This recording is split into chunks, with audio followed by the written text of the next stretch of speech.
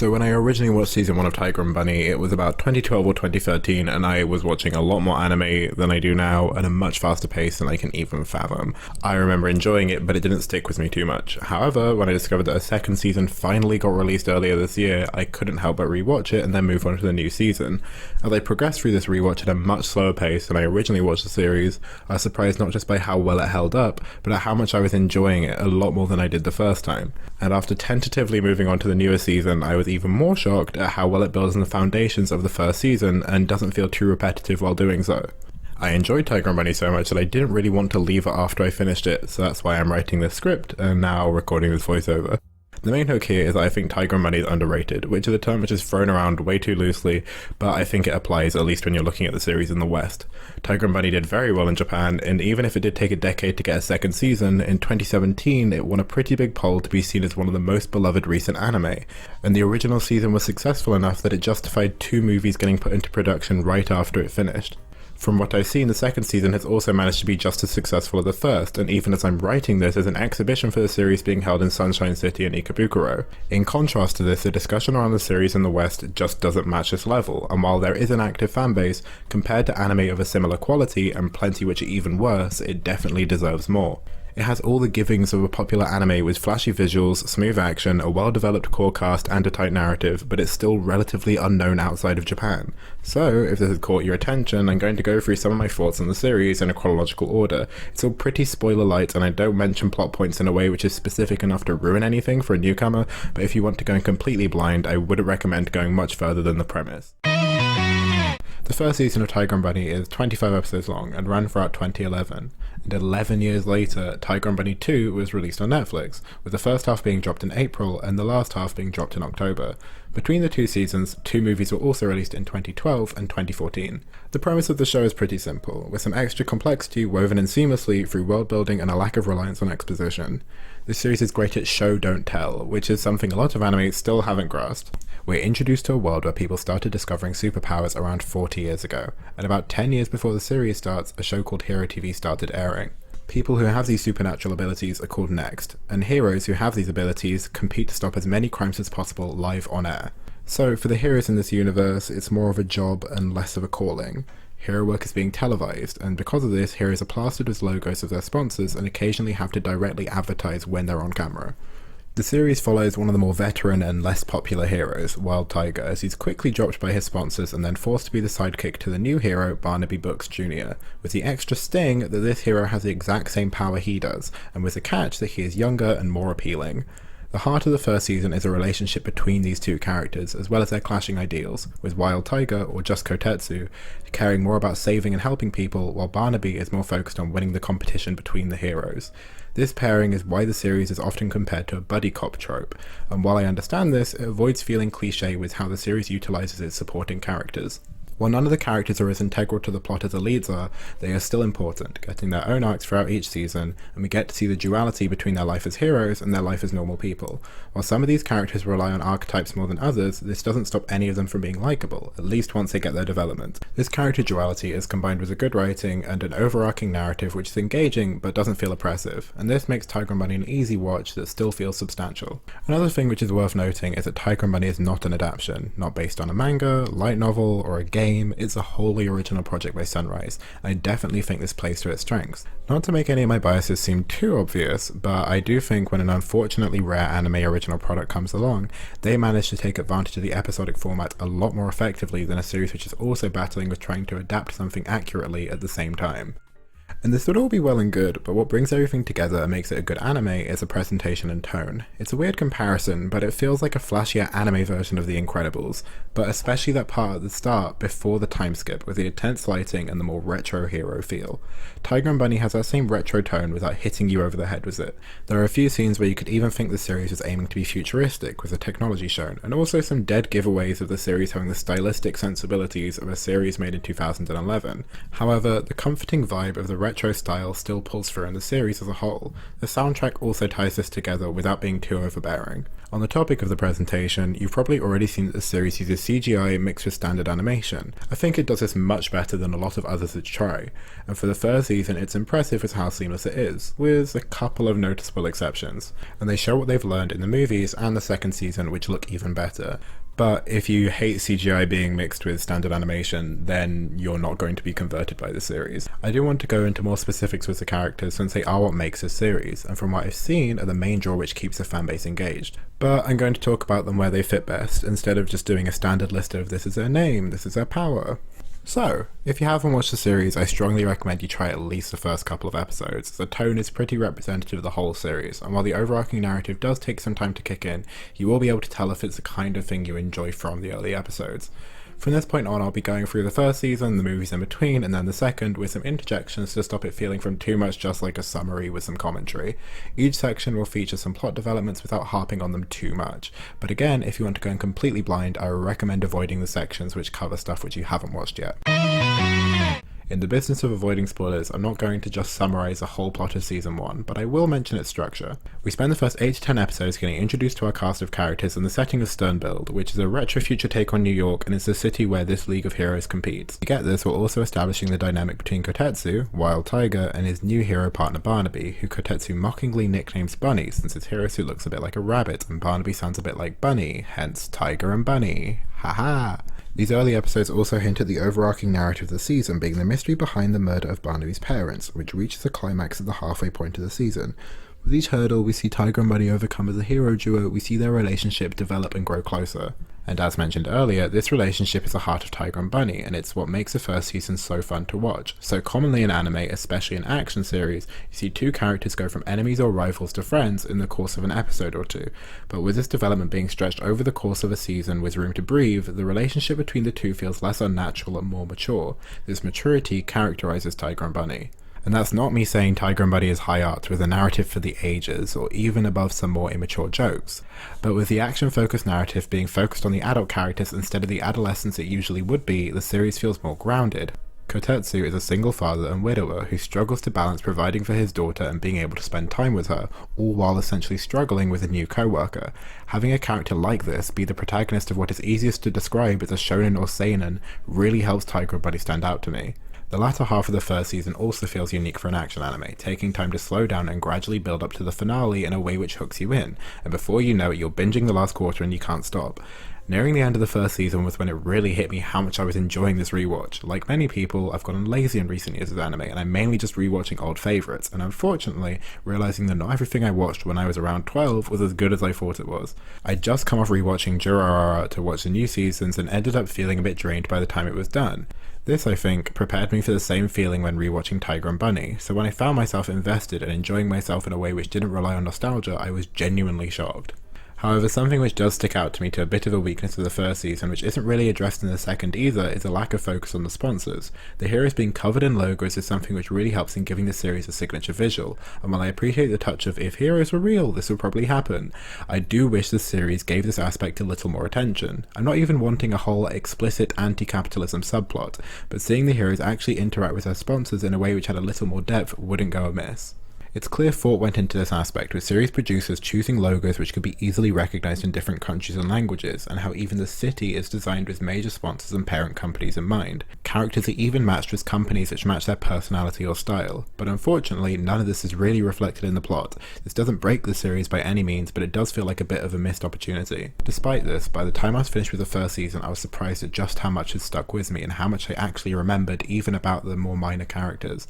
All the core characters which are given development are shown to have flaws with depth. Some of these flaws are pretty typical, but they are presented in a way which, instead of solving a character arc within an episode, set up a character's development to continue throughout the series.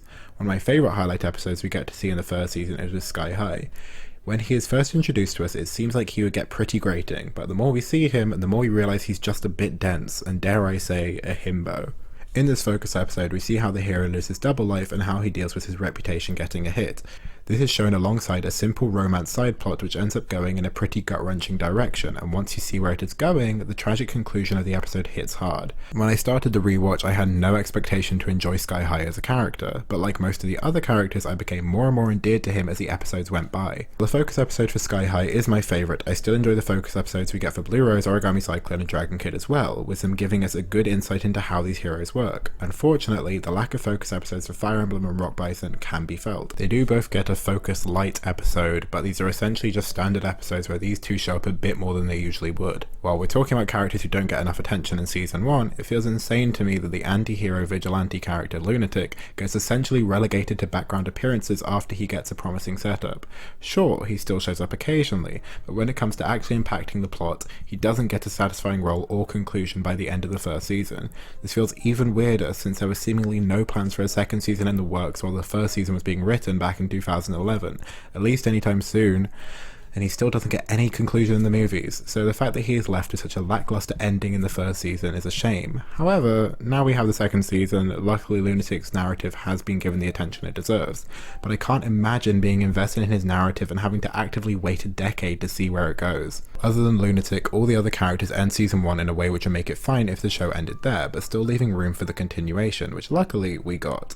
Compared to other superhero media, I think the reason why the development is so well done in Tiger and Bunny is because of the limits we see on the heroes. While these characters are of course empowered, they're superheroes. They're also not invincible. All characters' powers have limits, and there is not one character we see who doesn't struggle with their powers and controlling them. These characters are superhuman, but they aren't gods. We see them have painfully human struggles while simultaneously dealing with a double life as a hero. Although this is a trope of superhero stories, it's something which is done well here. This idea of struggling with power is something encapsulated in Kotetsu, who we are reminded again and again is past his prime. This is reflected in his power. I'm not going to spoil exactly how it goes, but Tiger and Bunny subverts the action series trope of powering up again and again to overcome tougher enemies, and instead focuses on a hero whose powers are instead getting weaker and weaker, and knowing how to overcome this, and how to deal with losing what once empowered you.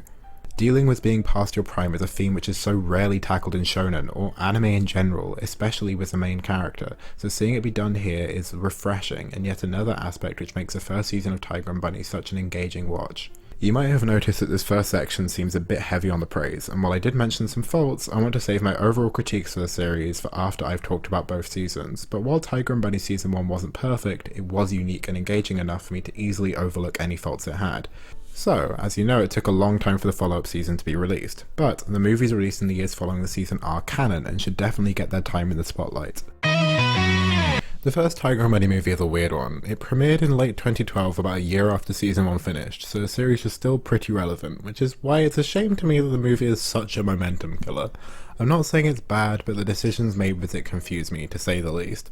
With a title like Tiger and Bunny The Beginning, you would assume that we would maybe get some prequel style content and look at the backstory of the characters, but this isn't really the case. Tiger and Bunny The Beginning spends its first 45 minutes retelling the story of the first 2 episodes of the series, with a lot of scenes copied, with new scenes thrown in to keep you paying attention, and once this is done, you get the last 45 minutes telling a new story which takes place before episode 3. The best part for me is definitely the new scenes in the first half, and they're genuinely great for filling in some blanks and giving us extra detail, and the new storyline in the second half is entertaining. However, this is a really weird creative choice for a movie and kind of kills the pacing.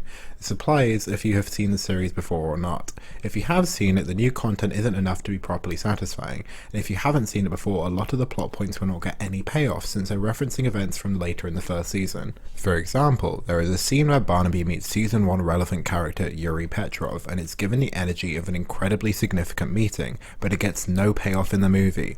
A fresh audience would likely be confused as why it was included by the time the credits are rolling. I am happy that there's new content in the movie, and it is entertaining, but fitting a whole separate storyline into 45 minutes means that it doesn't have the gravity a movie original plot needs, and because it is original content added after the season finished, none of the events matter. Watching a shonen spin-off movie, especially if it takes place mid-season, you know that the events won't matter, but the beginning doesn't even try to convince you that it does. It is a good piece of media, but it's a weird one if you look at its structure. The best way to watch it is if you're starting a rewatch of the series and you just watch it instead of episodes 1 and 2, and then continue on to episode 3 after it's done. I'm assuming this is how it was intended to be watched, but if you're watching it any other way, while you'll find it enjoyable, it will also leave you feeling a bit unsatisfied. What I do want to talk about more than the beginning is its premiere. Since neither of the Tiger and Bunny movies are on Netflix, I actually decided to get the Blu-ray releases of both. The Blu-ray of the beginning is actually pretty easy to find, and included with it is a recording of the premiere event, which I sat through, for all 2 hours and 15 minutes of its runtime, which is longer than the actual movie itself, and it was a lot. If anything is a testament to how popular Tiger and Bunny is in Japan, it's probably this event. The crowd seemed like they wanted to be there, as did the voice actors, who were all semi-in character, semi-not. Very organised chaos energy. The events just kept on happening and it felt like I was in a fever dream.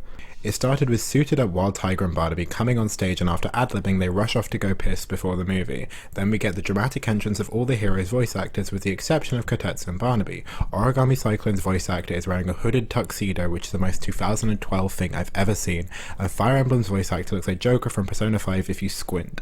And then Kotetsu and Barnaby's voice actors come up from the ground in a motorcycle and sidecar.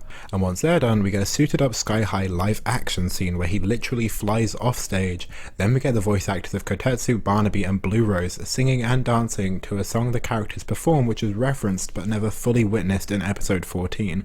I thought this would be it for performances, but then we get like 4 more original songs performed by the voice actors live with choreography. Then we watch the movie. Then after the movie we get an impromptu red carpet inside the theatre, which is followed by a Q&A. Then the artists who perform the soundtrack come out and perform while Kotetsu and Barnaby MC.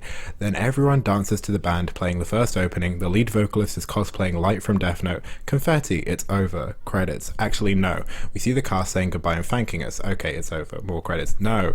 The cast is telling us to tweet since the premiere is being broadcast all over Japan, Hong Kong, and Taiwan. More credits. Wait, again, there is an encore number with Kotetsu and Barnaby's voice actors, and it's actually done. I'm still sure that I missed something, but it was an experience to watch, and I'm glad I watched it, but not again anytime soon. What I'm certainly going to watch again is the second Tiger and Bunny movie.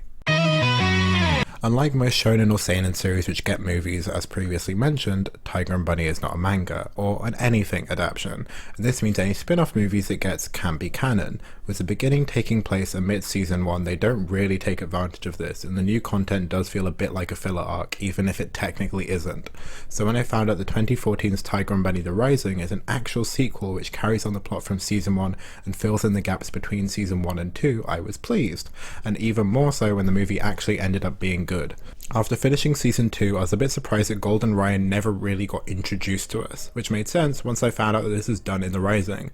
Anime movies always feel the need to introduce movie original characters, but rarely does one actually continue to be in the series. This is not the case for Ryan. While he does get attention in the movie, he doesn't draw focus from the main cast too much, and he ends up becoming the lovable asshole character, which suits him well. Well, I'm not going to give a complete plot rundown, but the premise of Barnaby being paired up with Golden Ryan and Kotetsu being demoted as a hero because he isn't strong or flashy enough is a great idea for a movie of this series, and lends it the gravity which the beginning was sorely lacking. This puts Kotetsu and Barnaby's relationship for another test, which doesn't feel like forced conflict. And, with Kotetsu retired, we get to see him go for a DILF montage. And honestly, it's what we deserve. The side characters all get their own arc in the narrative, with Rock Bison and Fire Emblem getting a bit more attention, which I see as reparations for their lack of focus episode in season 1.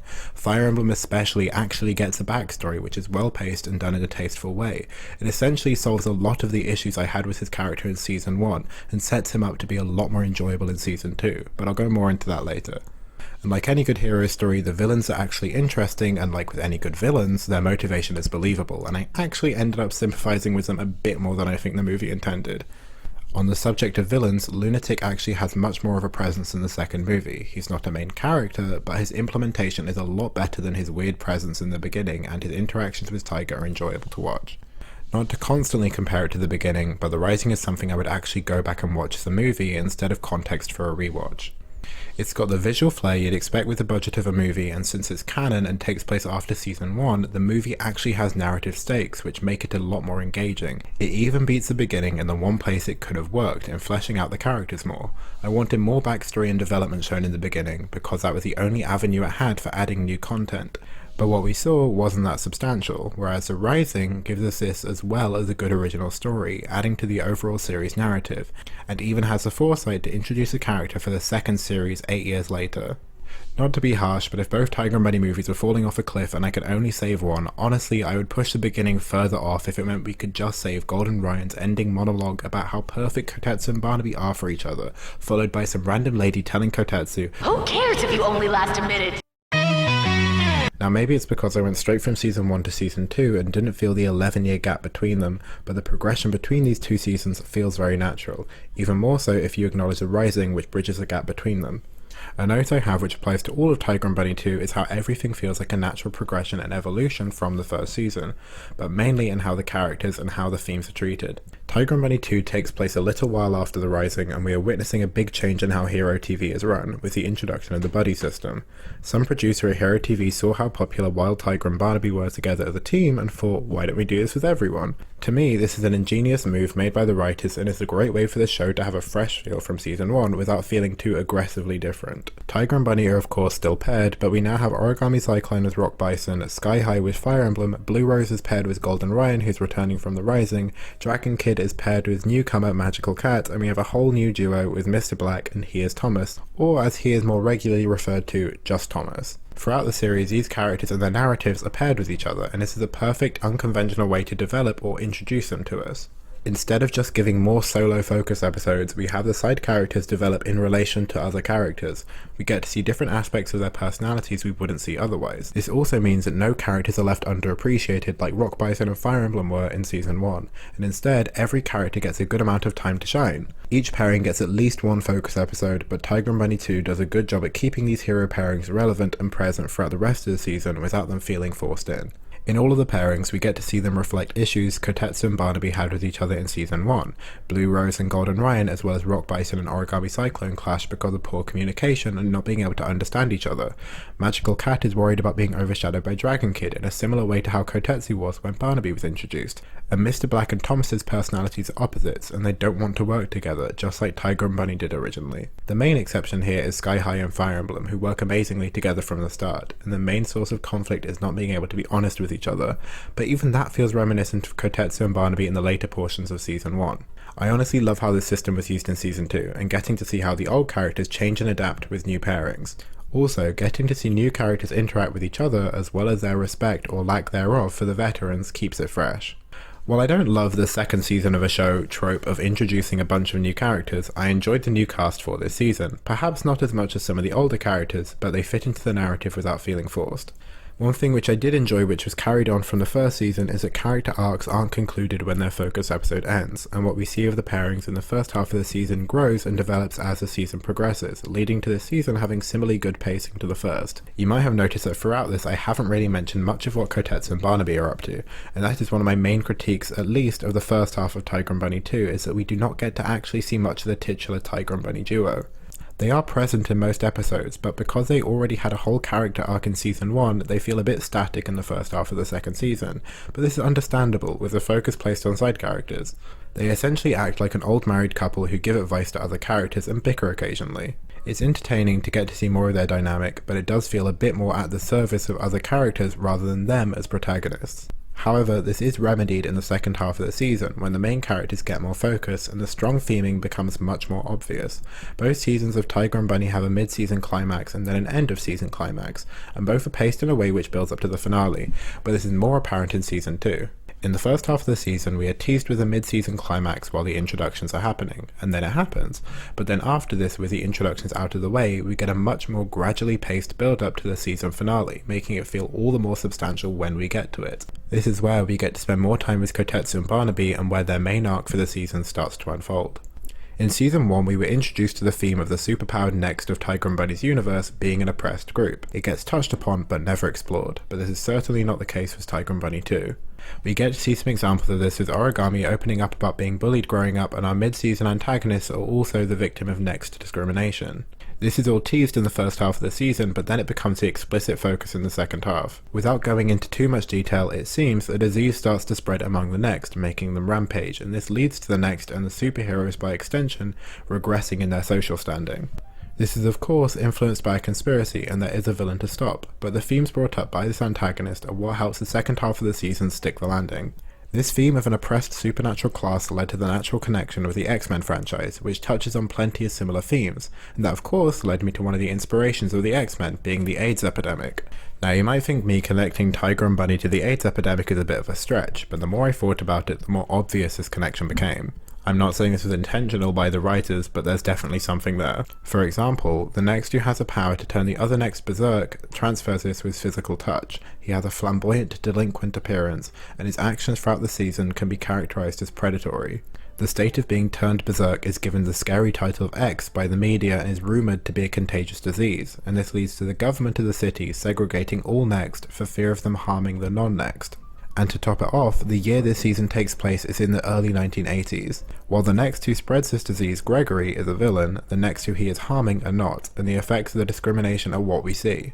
Tiger and Bunny 2 focuses on sympathising with the Next as an oppressed group, and the similarities this has to real-life struggles is part of why I think the theming of Tiger and Bunny 2 is so palpable. This theming also directly links with Kotetsu and Barnaby's dynamic throughout the second half of the season. The development we get to see between them and the continuation of the plot points from the first season more than make up for their slightly lacking presence in the first half. Unfortunately, the villains of this storyline aren't as strong as those from earlier arcs, but the storyline itself more than makes up for this. Something which is also worth noting, Lunatic has a much more cohesive narrative throughout this season as well. I'm not going to go through his narrative too much because his actions are usually tied with big story plot points, but his presence is a lot more intentional this season. It kind of feels like halfway through season 1 they didn't know what they wanted to do with his character and left him in a weird place. But they obviously thought about what they wanted to do with him over 11 years and gave him a much more complex and thought through arc in Tiger and Bunny 2. While I have been singing the praises of Tiger and Bunny 2, and maybe a bit too much at the expense of the first season, I would hesitate to call it better. It does feel like a refinement of what was set up in season 1, and the theming is a natural progression of what we saw previously. However, I don't think it would be as satisfying to rewatch as season 1, but I guess I'll have to give it some more time and move past any potential recency bias. Now I've covered my general points, I want to address the question I, and a lot of other people, had before watching and even some after watching Tiger and Bunny. Is it gay? I guess this is a spoiler, but we don't get any canon romantic relationship between Kotetsu and Barnaby throughout seasons 1 or 2. However, if the answer was that simple, then I wouldn't be talking about it like this. When asking if a show is gay or queer, you can go in two different directions. You can go with the tone and the theming, or the characters and their relationships. Since it's more palpable, I'll start with the characters. First, there is the explicit representation of Fire Emblem, who is a gay man. This is stated explicitly, but the main draw when people talk about gayness in Tiger and Bunny is the relationship between Kotetsu and Barnaby. Now I could go into detail on the scenes between them which could be coded as romantic depending on the perspective which you're coming from. Actually, I will. You could look at Kotetsu's persistence to get close to Barnaby and build up his trust. You could look at how emotional Barnaby gets when he thinks Kotetsu won't be his partner anymore. You could look at how Barnaby only continues to be a hero because of Kotetsu. You could look at how their whole dynamic throughout the first season is set up like an opposite attract scenario. Or you could look at when Barnaby gets emotional because he thinks Kotetsu is dying and cries about practicing making fried rice to impress him, and then Kotetsu compliments his eyelashes. And that's just season 1. In season 2, we see a more established and trusting relationship between the two, but still codependent like the aforementioned old married couple. Now it's very easy to look at this from a critical perspective and think this could all just be the actions of a strong friendship. And I'm not even going to humour that Kotetsu had a wife and kid argument, since everyone should know that people attracted to multiple genders exist by now. But if you switch genders of one character to make it straight, you could see how most people would interpret this relationship as romantic, or at least the setup for a romantic relationship, and I definitely think that the creators of the show knew what they were doing with this. I looked at JoJo in a very similar way to this when looking at the intention of the author, and it's easy to make an assumption since the series is the work of just one man, since it's a manga adaptation. However, Tiger and Bunny is an original anime project. This means there's not just one author, but a whole team of creators, and I can say with confidence that a good portion of those creators are aware of what they were hinting at. Now again, you could counter this as, well, why don't they just make the show gay then? Especially since gay people explicitly exist in the universe, we already have one gay character, so why would they hold back from adding any more? But if they did that, they wouldn't get the best of both worlds. If the series doesn't commit to a relationship, you can still appeal to the people who would be alienated by a series with two male leads who are in a romantic relationship, but you still get to lead on the people who dream about this possibility being a reality. I'm going to call the relationship presented between Kotetsu and Barnaby self-aware queer coding, which is kind of just the definition of queerbaiting, but that feels like way too much of a malicious label. The relationship between these characters is handled lovingly as the heart of the series, and with enough tact that it feels less like the creators are teasing the people who want to see it, and more hinting at what they see in their characters, but can't express for external reasons. Of course that's all just my perspective on it, but as someone who has done their time studying queer subtext, I think it is at the least informed. But from what I've seen, this is also the opinion of most fans of the series, especially after season 1's ending. Many believed that the relationship status of Kotetsu and Barnaby was left up to interpretation intentionally, and this has been hinted at by staff who worked on the series as well. This was so heavily implied that many even assumed that the relationship would be canonized in Tiger and Bunny 2, and while unfortunately that is not the case, the opposite isn't either. I also reference the queer tone of the series, which interlinks with the point about Kotetsu and Barnaby, but includes other factors as well. I don't think we can downplay the inclusion of Fire Emblem as a lead character. To have an openly gay black man feature in an anime made by an established studio is something which shouldn't be impressive, but unfortunately it is. While there are definitely issues with how he is presented, especially in his earlier appearances, having a character like him for the most part be accepted by every other main character in the series is refreshing, and this leads to the tone of the series carrying over this feeling of acceptance. I previously mentioned the similarities between how the Next are treated in Season 2 and how this lines up with media portrayals and the truth of the AIDS epidemic. This focus on the perspective of a group who are oppressed like this, and instead of looking at them from an outside perspective, but from their perspective, you can understand why media like this resonates with queer audiences, as well as audiences who are part of oppressed groups in general. Generally speaking, this has been a pretty positive look at Tiger and Bunny as a whole, but I think it would be unfair to pretend that the series is without faults. None of the issues I'm going to mention are things which I think ruin the show, but they also shouldn't be overlooked, and more seen as things which would refine the series if they had been treated better. So while there is a lot good as what Fire Emblem represents for Tiger and Bunny, and overall as a character I do enjoy him, that doesn't mean that there aren't issues with how he is presented. Of course, all representation doesn't have to be perfect, and characters having flaws is what makes them interesting, but that doesn't make it any less disappointing that Fire Emblem is presented in such a predatory fashion in Season 1. If it was just his lusting over every male character within his vicinity, this would be tired, but not that damaging. But it's the scenes where he is unconsensually shown touching up male characters which makes me frustrated. It's not super often, but it happens a couple of times, and the fact they doubled down on this in the beginning, showing it again in one of the few added scenes, is even worse. It all stings a bit more considering that he doesn't have a focus episode in Season 1, so what little we see of Fire Emblem really stands out. I can overlook this a bit considering how it has been remedied since the second movie. As I referenced when discussing The Rising, Fire Emblem actually gets the most new backstory, and it is done in an interesting way which gives his character more depth, which you don't see in any previous scenes with him. He actually discusses his sexuality in a more open way and less obscured by innuendo, and this is refreshing to see. His character growth continues to get better in Season 2, his pairing with Sky High really brings out the best of his character, and we get to explore a bit more of him owning his own company, which you get teased but not explored in the first season. It's a shame it took until the second movie for us to get a proper look at Fire Emblem, since it's clear that there has been thought put into his character since the start. It was revealed that his English name Nathan was chosen to sound like Neisan, which is a Japanese word for older sister. This was specifically chosen to reflect his relationship with the female characters in the series. It's also worth noting that since I primarily watch Tiger and Bunny in English, I'm accustomed to referring to Nathan with he/him pronouns, but in the Japanese dub, apparently Nathan is much more commonly referred to with they/them pronouns, which is perhaps more true to what the writers intended for Nathan. This is one of the things I'm looking forward to looking out for when I inevitably rewatch the series with the original dub. If Tiger and Bunny only had its first season and movie, I think this point about Fire Emblem would be a lot more damning, but with how he's been treated since, I don't really think this is the case. For the most part, I enjoy how Blue Rose is presented throughout Tiger and Bunny. However, I take issue with the weird dance the series does when it comes to her sexualization. Blue Rose as a hero is shown to be heavily sexualized, especially in the first season, and like with Fire Emblem, some of the added scenes in the beginning further emphasize this. It's not just her outfit, but the objectifying angles it's shown in as well. I wouldn't really be that bothered by this under normal circumstances. It's anime, it has fan service, it comes with the territory. However, there are two big problems I have with this. Firstly is how the series tries to act like her sexualization has more depth than it actually does. We get to see some characters, like Blue Rose's parents, complain about how revealing her suit is and how she has to present herself like this in public. This does show some awareness to how she is presented is kind of perverse, and I think the creators think that by acknowledging it, they're washing their hands of any responsibility. Like, oh, we said that she's being sexualized, it's fine, but they're still sexualizing her, and the weird little dance they try to explain it away with, if anything, just detracts from her character. After watching some interviews about the series, a character designer cited one of Blue Rose's inspirations being a nurse dominatrix, and if that doesn't make the intentions with her design clear enough, then I don't know what will. This leads to the second issue being that in the first half of season 1, Blue Rose is 16 and then 17 in the second half, and that just makes it more gross. I know that sexualizing characters under 18 is nothing new for anime, and actually the age of consent... I am begging you to shut up. It's actually pretty ironic that by season 2, when Blue Rose is actually 18, that the series really tones down her being sexualized. At least Dragon Kid and Magical Cat don't get the same treatment, but honestly I would prefer it if no characters did. Similarly to Fire Emblem in season 1, it's just something which makes me cringe whenever I see it, and it's one of the tropes of the industry I really wish Sunrise had managed to avoid.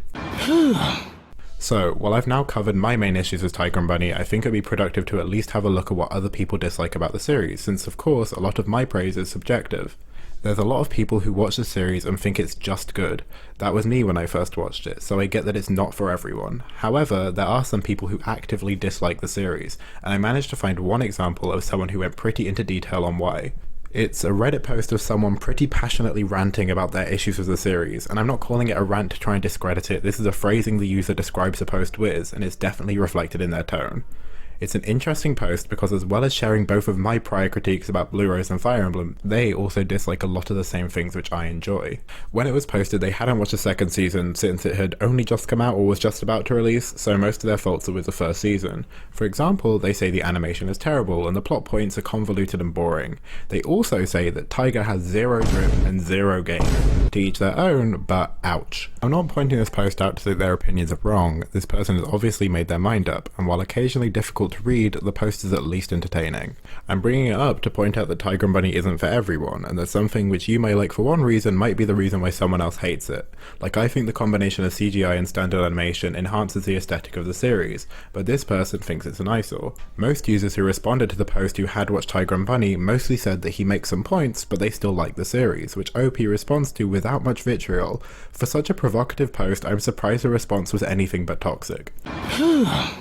The final point I have, which could be labelled as a critique, is the different releases of the series. Usually this will be a point of contention between the dub and the sub, but both are actually pretty good. I watched most of the series dubbed in English, and for that, it's better than the average, with the voice cast obviously having fun with what they're doing. But I know I would have also had a good time with the sub, which I know after watching the premiere and seeing how much fun the voice actors were having acting in character. This is also reflected with the fanbase having a lot of love for the voice cast as a whole. Instead of referencing the voice work, I'm mainly referring to the sponsors and where they do and don't appear. Depending on where you watch Tiger and Bunny, the heroes will either be plastered with their usual sponsors, or they will be very noticeably missing. Like, it's on some merch, but not all of it, and it's on the original broadcast release, but not the Netflix release, but not all of Netflix, just season 1. They're there in season 2 though.